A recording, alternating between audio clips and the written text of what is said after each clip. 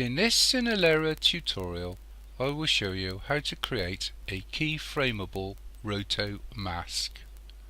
I've assumed you have a basic understanding of editing in Cinelerra. A link to my beginner's tutorial is included in the description below for those that don't. Other tutorials can be found in my playlists. I should be using Cinelerra-GG Infinity for this tutorial. It is by far the best Cinelerra editor out there, and I strongly suggest you use this one. Okay, well, I've brought this scene. I'm not going to go into a huge amount of detail. I'm not going to be very fussy with this. It's just this is going to be a very quick sort of description of how you do a Roto mask.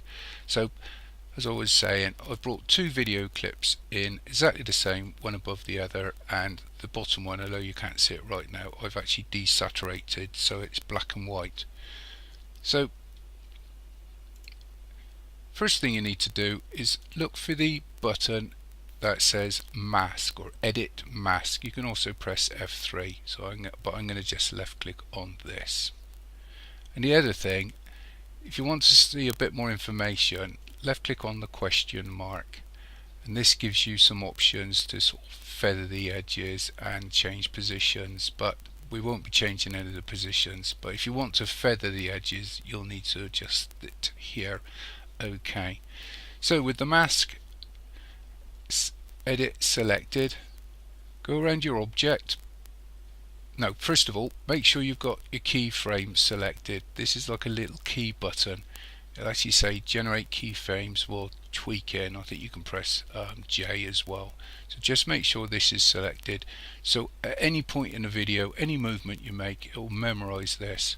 Okay. So now all we need to do is just left click in an area, and then just go around the item you want to mask by left clicking on it.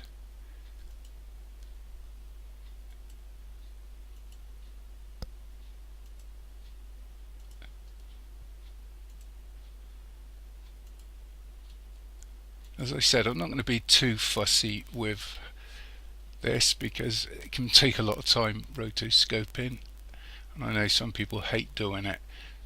So once you've sort of got your rough cut out, and you can see this is the reason why I made this one black and white, so you can see a bit easier what I'm doing.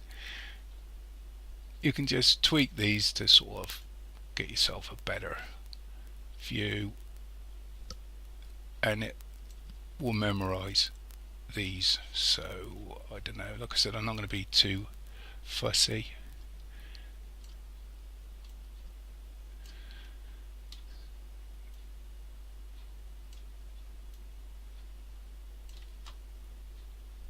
Okay, we'll just go with this. This will do for this tutorial.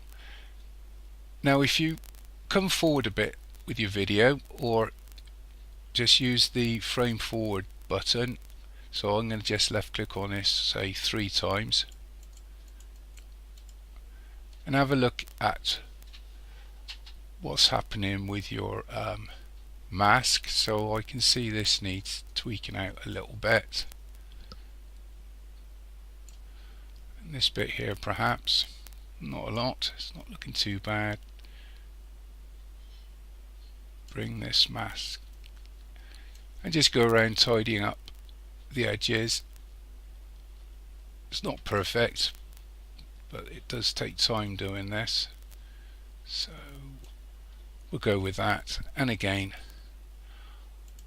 I'll go forward so many frames, and yeah, that needs coming out a bit here.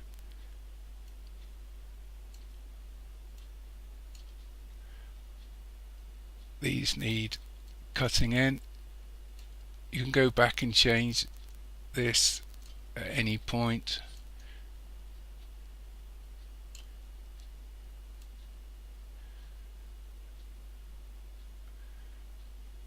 And again, I'll go forward another 5 frames. Now I'm not going to go right to the end because this will just become boring. Effectively, if you've got this keyframe, select key here, button, and when you get to the end, what you should find is that when you play your video, the mask will change in shape, and you've basically masked part of your video.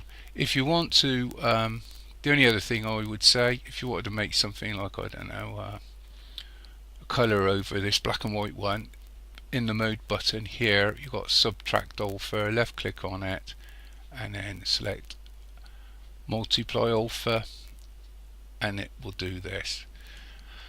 And as I said, I assume you've got some knowledge of editing in Cinelerra, so that's why I'm not going into huge detail of what I'm doing here. The other thing is, when you render, if you're using proxies, don't forget to turn them off. Hopefully that's helped somebody. Thank you for watching. Cheers.